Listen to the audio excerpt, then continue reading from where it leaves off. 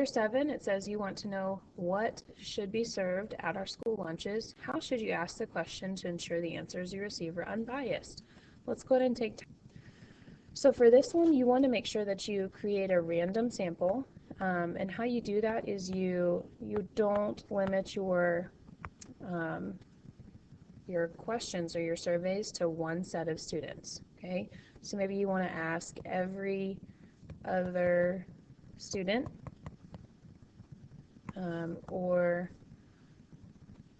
5 homerooms in different grade levels. One thing you want to make sure that you don't do is just ask people that bring their own lunch, because if they bring their own lunch, they do not care about school lunches. So you do want to make sure that the students you would be asking actually eat the school lunch. Okay, here's number 8. Let's go ahead and read. Okay, it says you want to estimate the number of students in a high school who ride the school bus. Which sample is unbiased? That one would be letter D. The reason is because you're sampling random people during lunch.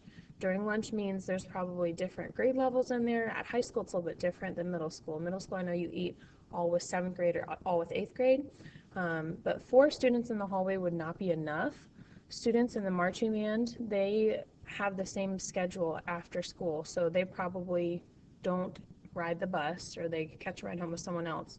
And then 50 seniors wouldn't be a good idea either, because they're most likely able to drive at this point, so they're probably not going to ride the school bus. So 100 students at random during lunch, you would get a chance to sample all 9th through 12th graders, and that way you can get an adequate sample that's unbiased.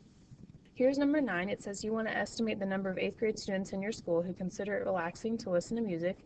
You randomly survey 15 members of the band. Your friend surveys every 5th student who appears on an alphabetical list of 8th graders. Which sample is unbiased, and explain.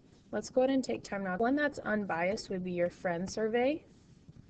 The reason why your friend survey is unbiased is because they've surveyed a random sample of students. More than likely, the students that you surveyed the people in the band, they probably do find it relaxing to listen to music because they are in band. They like music. So that really doesn't give us an adequate representation of the population there. So your friend survey would be better.